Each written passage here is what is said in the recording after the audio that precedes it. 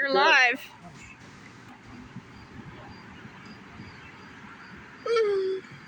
In fact, now I feel like Lemmy, you know.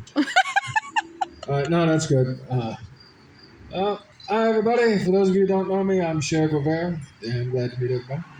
I'm going to do a couple of originals, and then I got a cover I'm going to do. I know I haven't done a cover in a while, but I got one that's just really been feeling right lately, because, well, let's just say it's not the best time in the state of Indiana to be a teacher. Like, do one person in the back shout out preaching or some shit? Yeah, you know what I'm talking about. So, now I got old shit tonight. Old shit. So this first one I'm going to do.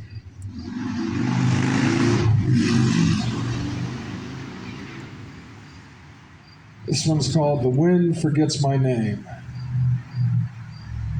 Stuck in a gray stone building 8 hours a day in a single-story brick house at night, the wind forgets my name. She forgets my name because I no longer dance in her every night. A pack of cheap smokes and good tunes blasting out of a radio, speeding in her embrace, knowing we were living in her.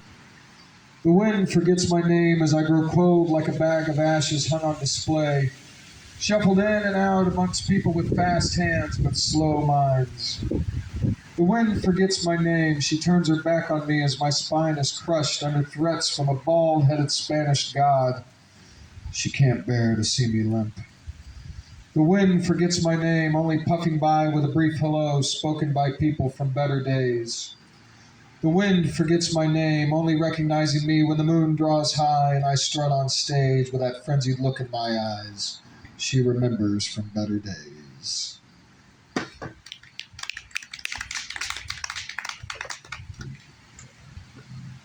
Yep. Okay, hold on. Stand by for technical Okay, difficulties. now it's going to stay, goddammit.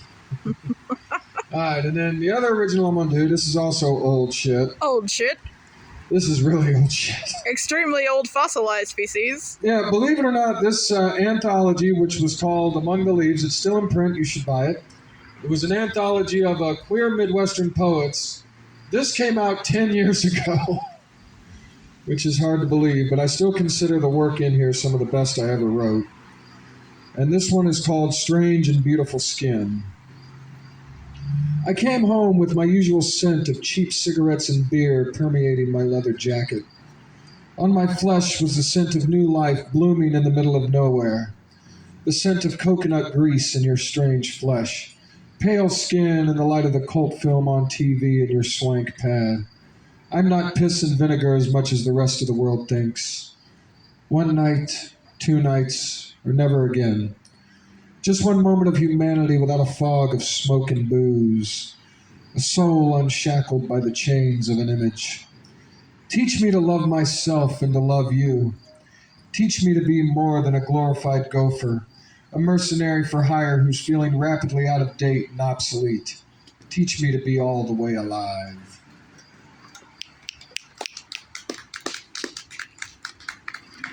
All right, and I'm going to do a quick cover and then we'll shut the fuck up and somebody else can come up here. So, speaking of brilliant writers that you should check out more, I cannot recommend Leonard Cohen enough. Yes. Not only as a songwriter, most people don't know this, before he was a songwriter, he was a poet. He actually didn't become a singer until he was in his 30s. Because even back in the 60s, being a poet paid jack shit. And somebody asked him, well, can you play guitar? Well, yeah. Well, let's put the poetry and the guitar together and see if it works.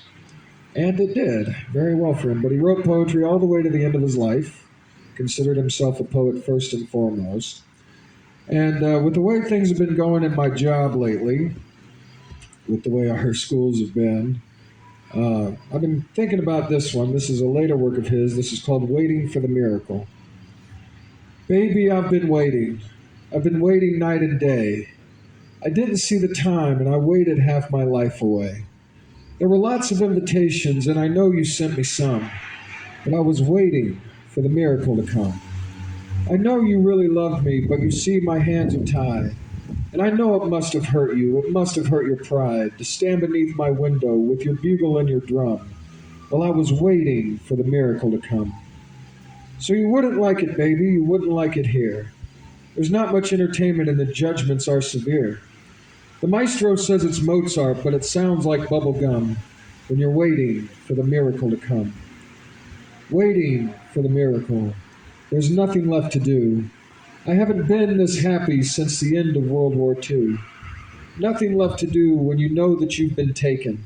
Nothing left to do when you're begging for a crumb.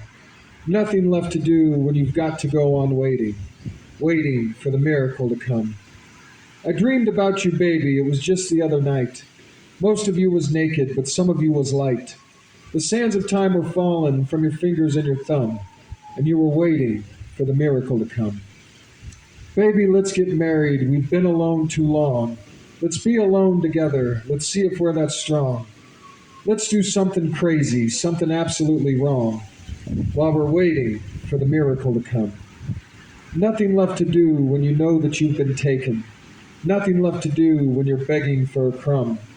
Nothing left to do when you've got to go on waiting, waiting for the miracle to come. When you've fallen on the highway and you're lying in the rain, and they ask you how you're doing, of course you say you can't complain. If you squeeze for information, it's when you've got to play it dumb. You just say you're out there waiting for the miracle to come. Thank you very much. I've been Cher Guevara.